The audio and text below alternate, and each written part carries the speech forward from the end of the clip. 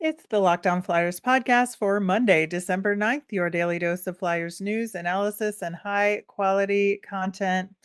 Thinks the Flyers were working hard, but just couldn't quite get it done this weekend. Yeah, I think fatigue is setting in.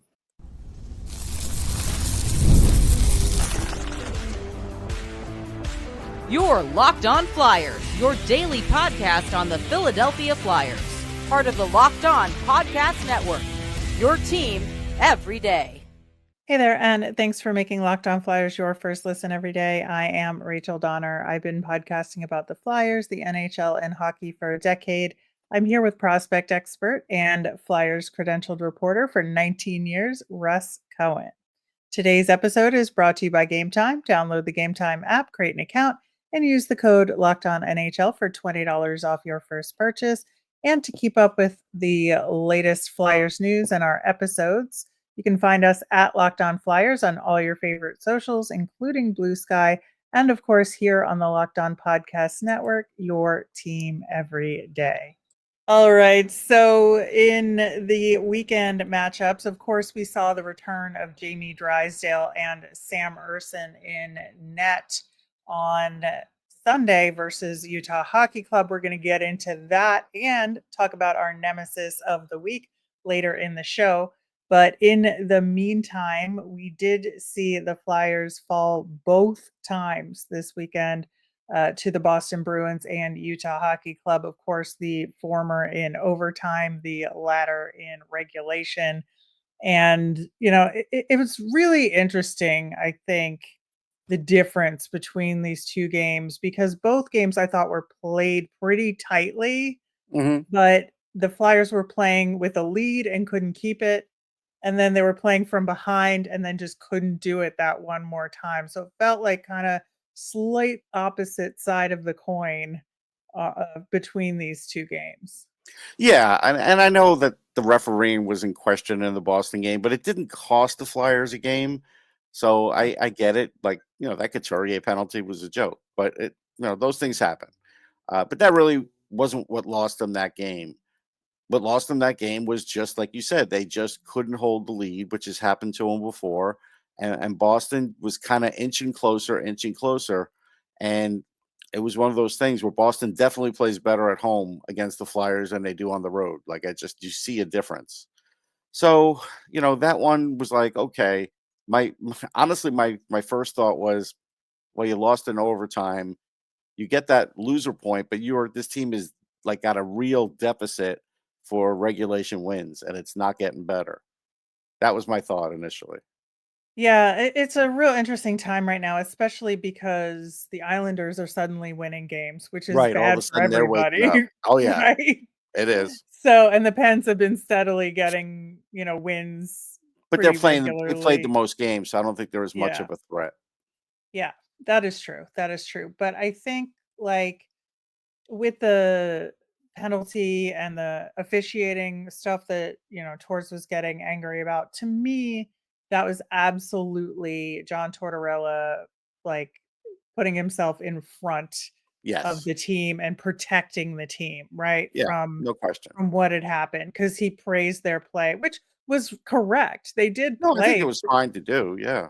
plenty, they played Although in that pretty game, well, Kolosov but left the net open a few times in third yeah, period, like, there's no question. sure. That's a separate issue, but in terms of the skaters, like, Yeah, I think Tortorella was just trying to protect the team and, take one for the team in this case, and I think sometimes the coach needs to do that, and I think it was the right time and place for him to go on a rant about officiating it when it was. really wasn't the officiating in the No. end that did it, but I certainly appreciated that from him, and I think that he just has, like, this brutal honesty right now that either is gonna go well or not go well, depending on, Pretty much. how the winds are blowing that day. But, I do certainly appreciate what he said after the Boston game for sure. I think, you know, the other thing right now is special teams, Yeah. because you're looking at a power play that was 1 for 2 against Boston, so, they didn't get the opportunities there per se, but, you then look at the chances against Utah, not great either, right? No, especially the last power play they had. I mean, look, Morgan Frost overskating the puck, like that could happen. Right. That's just something tragic that happens. And Tippett almost fell over and almost gave up a goal too, right? So those things Yeah. happen. And it happens when you are mentally and physically tired. Like that, I do want to point that out because after, I would say midway into the first period, even though the Flyers were keeping up with Arizona, I knew the pace was too much. I could tell Right. Arizona was much faster. I could tell their defense was really good at disruption, and I knew that this was causing, problems for Philly. But um, when you look at it, the big issue for me in this one was it was kind of like I wouldn't play some of the guys the way the Flyers play them. Like I was talking to somebody on another show, and I was like, if you want to even out the minutes on this team, give Mitchkov a few more because he's providing the offense, give Brink a little more, then you're going to have to take him away from Hathaway. And Hathaway's a crutch right now because he plays really good defense and Hmm. he's physical and he's on the penalty kill. But that's just basically a specialty at this point.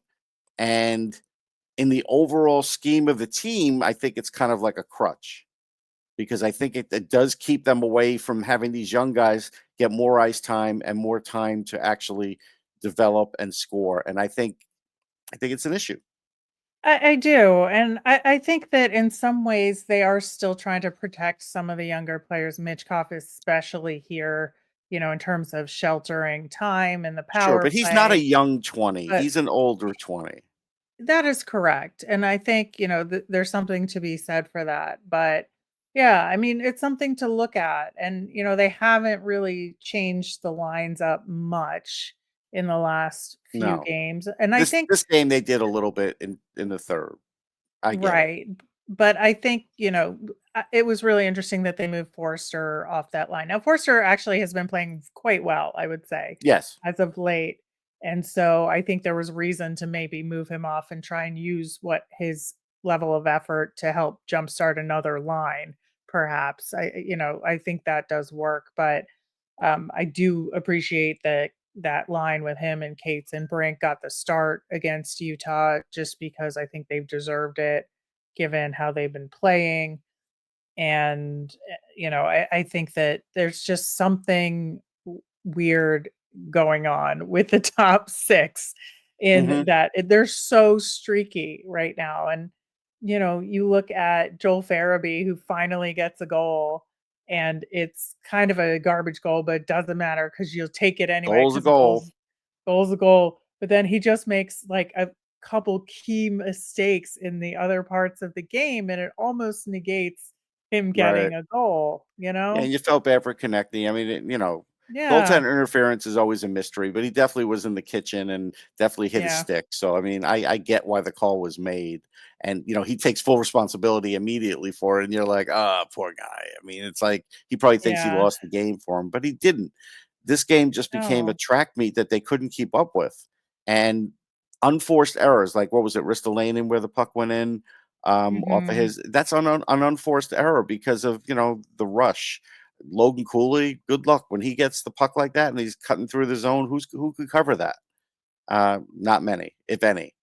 So, like, Right. I wasn't even blaming Ersson for this game. I just blamed the fact that Arizona just had much more energy and speed, and that's where I think if the Flyers want to change something, like I'm getting all these texts, the Flyers got to change something up. They got to do this, they got to do that. Okay, well, if you really want to change something up, then you're going to have to get younger and faster.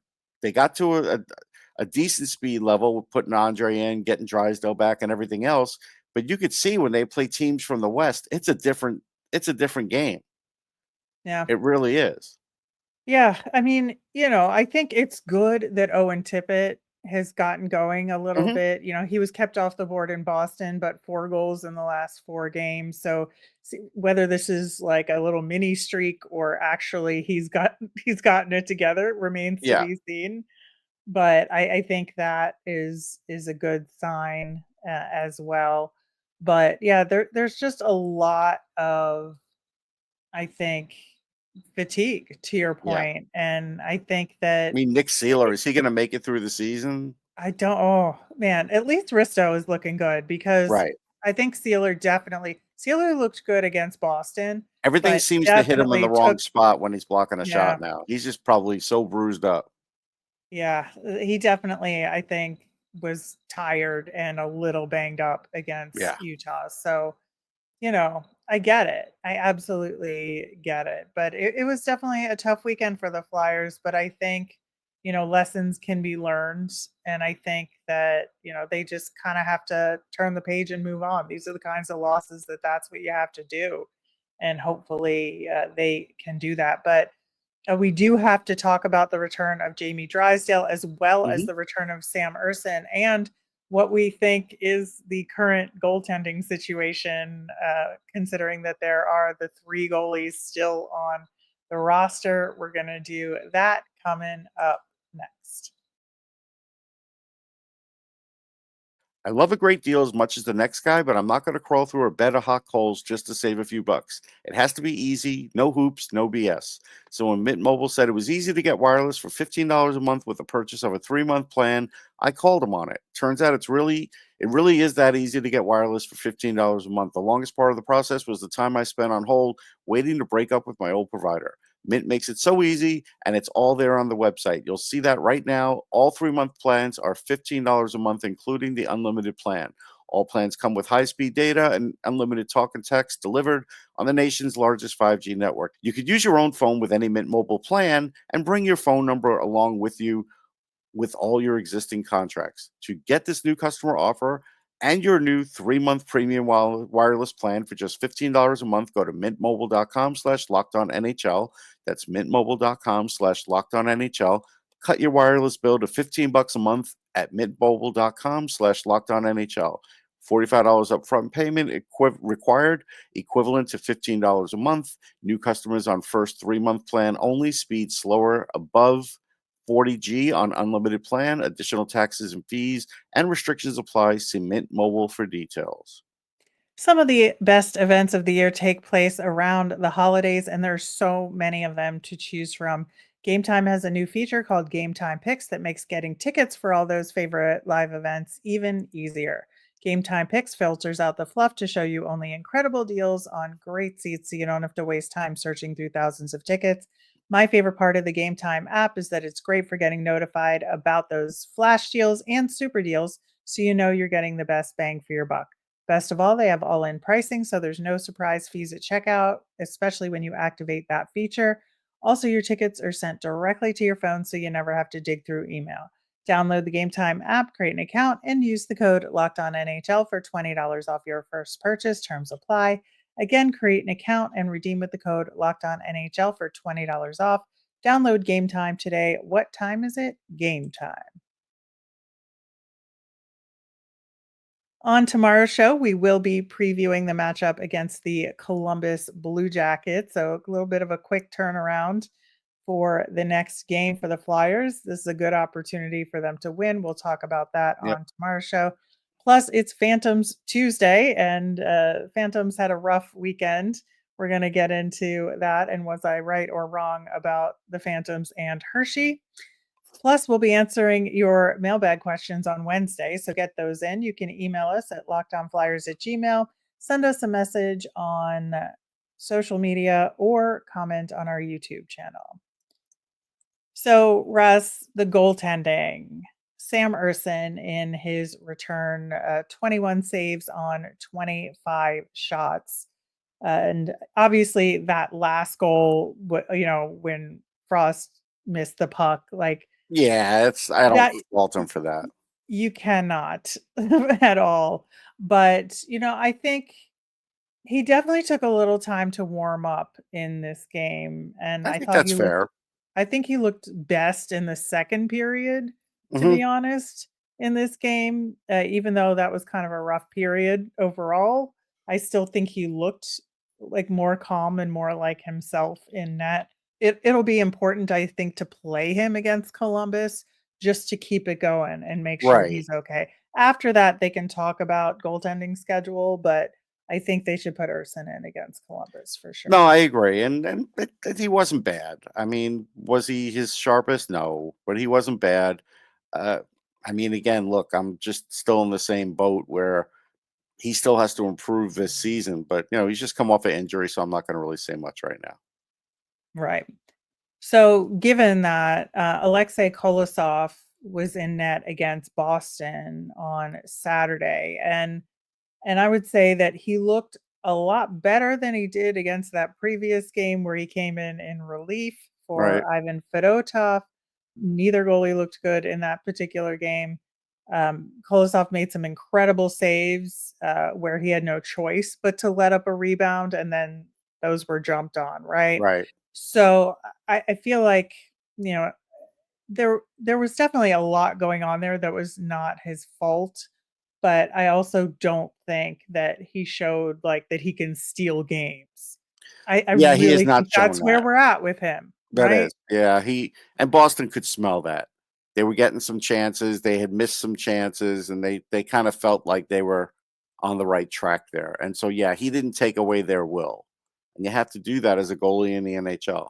Right, I think so, and that's what, there's a lot of people that have said, "Oh, you're wrong about Kolosov. Kolosov is the one that's more likely to have the future than Fedotov, and you wanna keep him, and Fedotov's old," and we're not talking about getting rid of either one of them, first off. We're just talking about sending Kolosov down for some Right. more Now, development if it's time. up to him whether he stays or not, but yeah, they have to just send him down. That should be the move before next game. Right. It should be. And, we'll get into it more with Phantoms Tuesday tomorrow, but there's the need for goaltending in Lehigh There Valley is.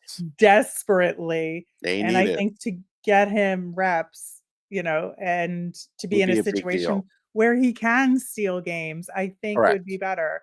And I know people disagree with us here, but I just feel It's very okay. I mean, strongly about he's this a right younger now. guy, and he could use it. He really can. Yeah. Yeah, and there is this separate question of, are you willing to let him walk if he doesn't wanna go down? And I think that's a worthy question worth asking, and I don't know the answer to Well, that, I'm to be willing to let him honest. walk if I have to hold on to 3 goalies all year, because holding on to 3 goalies all year doesn't help with team development. It doesn't. So, No, because no. it's gonna block a player in Yeah, the end. it is. It's just so frustrating because I know the Phantoms could use him. Oh, Like, yeah, they need him. r you know, They it would legit be need him. very, very useful there. So, I'm not sure that that status has changed. The only clue is that we know Torts, I think, trusts Kolosov more than Fedotov now, Right. and Kolosov was the backup against Utah. I don't know if that says anything, but it seems to indicate something at least. And Maybe. so I think this is they'll make some decisions tomorrow, like today or tomorrow kind of thing. But You have to uh, send a goalie we'll down. Whoever see. they send down, they gotta do it. Yeah, yeah, it's going to be interesting. So Jamie Drysdale also made his return in the game against Utah, and we talked about this specifically last week about, does Jamie Drysdale even like have a job in terms of Right. what Jamie Drysdale, when they traded for him, what they expected from him, right? And so looking at this game, he had 18 minutes 37 of ice time. A minute 31 of that was power play time. He was on power play 2 predominantly, which is what we talked about specifically, was to bring him Right. back in, get his 5-on-5 play, back to where he feels comfortable, and then throw him power play 2 time just to give him that. And I think that was the right thing to do. Yeah, I didn't like what I saw early on in the game from him, but he definitely got better. Yep. Um, again, though, with the power play, I mean, power play 2 doesn't get much of a chance. I mean, Tort's No. exhausted Konechny and Tippett and everybody And on power play Mitchkov. 1 Yeah. and Mitchkov. He just exhausted them. And then when power play 2 gets out there, and if they're not in sync, it's over. It's like ball game for that power play. And I honestly would have them do a whole practice of zone entries. Okay, everybody line up for zone entries. Let's see who we could use in the future on the power play for zone entries, because it's a vote of no confidence for me, especially in this game, was just brutal. And so you look at that, and then no offense to Rocky Thompson, when he's drawing up a play at the end of the game, I'm just shaking my head because Torts is just like peeking at it, and it's like, listen, that play is not going to do anything.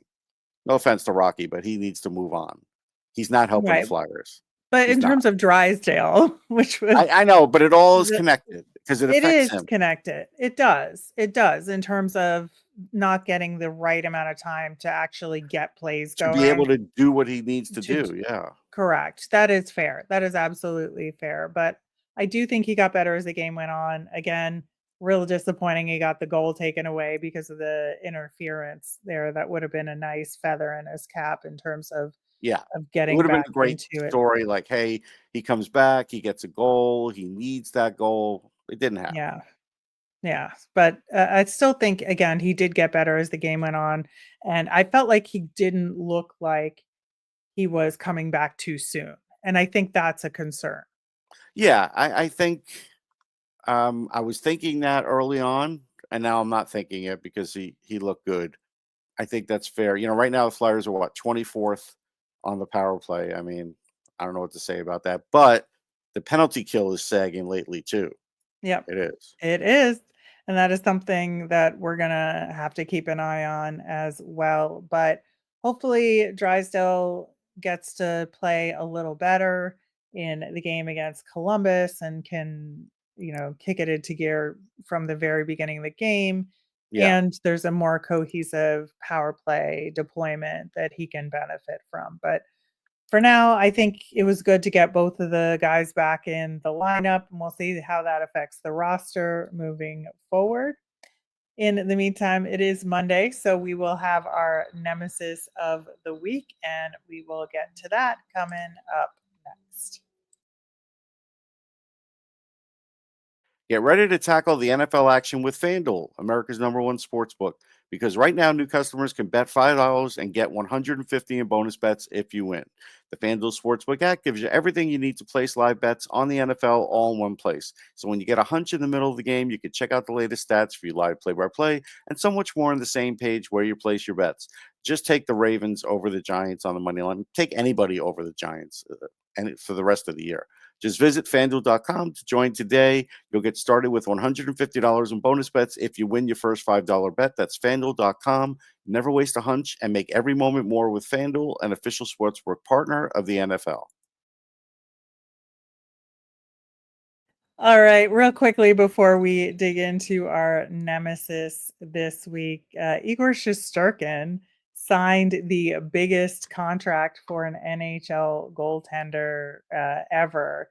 And I just thought it'd be interesting to touch on that because, it's something that big goalie contracts have a long sordid history with Philadelphia, including still paying Brizgalov. So, but that was ill-fated from the start. Like, this one's not ill-fated from the start. Yeah, I just think that there is a difference here, but it's also like $92 million, 11.5. Like, how is this going to play out for the Rangers? And is there even a goaltender in the future for the Flyers that would be like this? I mean, not the foreseeable future. It could happen in 5 years, maybe 5 or 6 years, 6 or 7 years for them. That's possible. But you have to look at it this way. If we go back to that Ranger Flyers game and you look at when they were up 2-0, like Shesterkin absolutely kept them in that game. That game could have been 4, 5, 6-0 early, and it wasn't. Right now, the Rangers aren't playing their best hockey, but Shesterkin keeps them in it. All people want to look at is, hey, look, his stats aren't the same. Well, the stats aren't the same because the team isn't the same. You can only do so much in this league as a goalie, but he does a lot. And so, the contract will end when he's 36.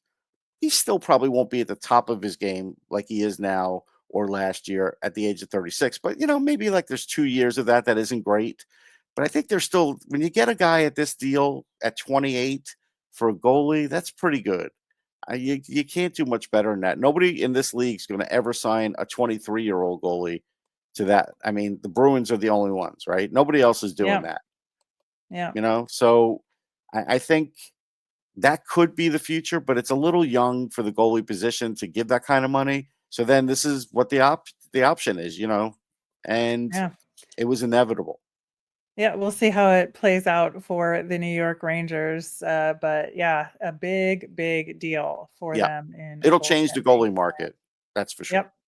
Yep. Absolutely. Looking at our nemesis last week, I talked a lot about the Four Nations tournament and do I care about it? And, remains to be seen. I certainly cared about the players getting selected. I wound up having to defend Travis Sanheim on social media multiple times, Yeah. and I will do that until the ends of the earth because I think he deserved it. But you talked a little bit about oil being in everything, and it makes you think about, doing good by trying to avoid products that contain petroleum, but you Yep. can't stop big oil, and it's depressing, Yep. and also important to know. So it was a wide swath of It Nemesis was. topics last week. I think for me this week, it's like that struggle when you could see in most of both of the games this weekend, the Flyers worked very hard. They battled extremely hard. You could see, based on how they looked in the Utah game, that they expended a lot of energy against the Bruins. And even like Mitchkoff was, I think, in both games was at like DEFCON 9 in terms of how jumpy and how like there were definitely extracurriculars going on there, right? And I think Yeah. that kind of energy permeates this team right now, and it's not paying off in wins. No, And so teams are using it against them. They absolutely yeah, are goading them. yeah, and so the Flyers are working extremely hard and for the most part playing well. They're letting a few things get under their skin, Yep. and then they're not winning. And so I just that struggle when the hard work doesn't pay off, doesn't matter what you do in this world, it's very frustrating and Oh it yeah. can really get you down. No, like I said, no matter what kind of work you do or what you're trying to accomplish in life, if you're working your butt off and it doesn't pay off, it's very, very hard to continue a lot of the times. And this is just my little like worry for the Flyers right now in this stretch is that they're continuing to do that and not getting the wins, and like getting over that hump to get more of these games as wins is my nemesis as a Okay. result of all of that. I have one bigger nemesis and then one small one. The small one is Okay. the beginning of the game, like with that whole thing with the lineup. Couldn't that have been sorted out before the game started? This game was already a 7:30 start. It turned into like I a know. 7:41 start. It was ridiculous. I was yelling at my computer, like, get this thing Listen, started. no, relatedly, I was watching the PWHL game on Sunday between New York and Boston, and they had a goal review that lasted like 7 minutes, and I've been Uh, doing this thing where I ride my stationary bike for the second period of a game, and it was during this like it's been about 35, 37 minutes. No, this was 50 minutes, like wow. over 50 minutes on the bike because of this goal review that went on forever, and then there were timeouts and other That's a things, and nightmare. it was a nightmare. Anyway, so I And get then the delay frustration yeah. because Oh, I yeah. felt it earlier in my And then legs. my other bigger nemesis is I just can't take it when like sun sets at like 4:20. Like if there's things I Uh, want to do in the day and I'm planning things and I'm like, oh, I'll walk the dogs after the football game. Then the football game ends at nope, like 4:20 and I'm out there and I get and like it's a night. 5 minutes. I get like 5 minutes of sunlight, maybe seven, and then it starts turning. And it's just like it's such a bad feeling. I just, I don't know why we do this. It doesn't make sense. Just switch it so that it's the same all the time. I think it's better to have more light than more dark. I think most people would agree with that, and that's my nemesis. Yeah, I am team standard time all the time person, which is I know the minority opinion, but I just like it better this way because I would rather have the light in the morning than the light in the evening because I would like the light to wake up to. But that is just me, and I know I'm definitely not the They majority have there, but artificial light for that. and well, but I would prefer it to be natural light, and that's just how I roll. But anyway, I think that, when I lived out west and I was on the western edge of the time zone, even in standard time, it would stay light out until 5 o'clock or 5:15. And that Right. did make a difference. And like It coming back to does. the East Coast, it absolutely does. And I get it. So I am like partially with you there, even though Okay. we don't agree on the solution, we agree on the problem, I like that. guess. That's good. So that is that. But we will, in fact, see if the Flyers can push through this struggle when the hard work isn't paying off and win one against Columbus. We're going to talk about how to do that on tomorrow's show, as well as similar issues going on with the Lehigh Valley Phantoms, especially against Hershey. So we'll get Hmm. into all that on the Tuesday show. Uh-huh. As a reminder, we always want to hear from you. So if you've got mailbag questions or Flyers thoughts, let us know on any of our socials at Locked On Flyers. You can email us at lockedonflyers@gmail.com or comment on our YouTube channel. I'm Rachel. I'm on Blue Sky and Twitter at rmiriam. That's RMIRIAM. I'm Russ. I'm on the same socials at Sportsology, SPORTSOLOGY. Thanks for making Locked On Flyers your first listen today. For your next listen, find Locked On Fantasy Hockey. Become a fantasy hockey expert and get the edge over your league mates with daily tips from Steal and Flip. Find Locked On Fantasy Hockey on YouTube or wherever you listen to podcasts. Have a great day, everyone.